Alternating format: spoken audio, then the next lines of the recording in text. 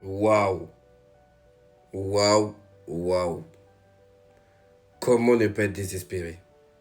Voici la liste de défenseurs centraux du Chelsea Football Club. T'as Wesley Fofana, qui était censé devenir un défenseur de classe mondiale, mais les blessures l'ont freiné.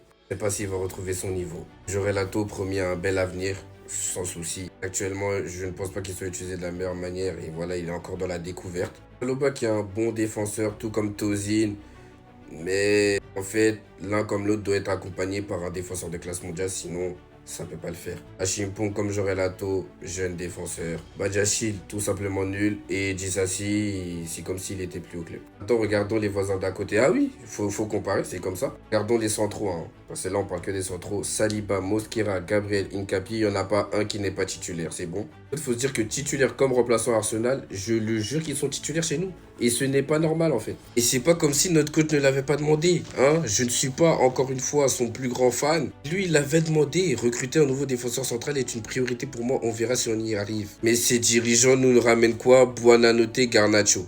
Notre meilleur défenseur se blesse. Aucune réaction de leur part. Déjà qu'on demandait à notre défenseur même quand il était là.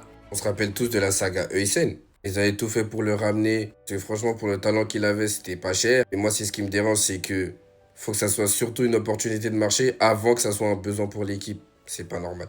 Aujourd'hui, on a des dirigeants qui ne peuvent pas se sacrifier pour le bien de leur équipe.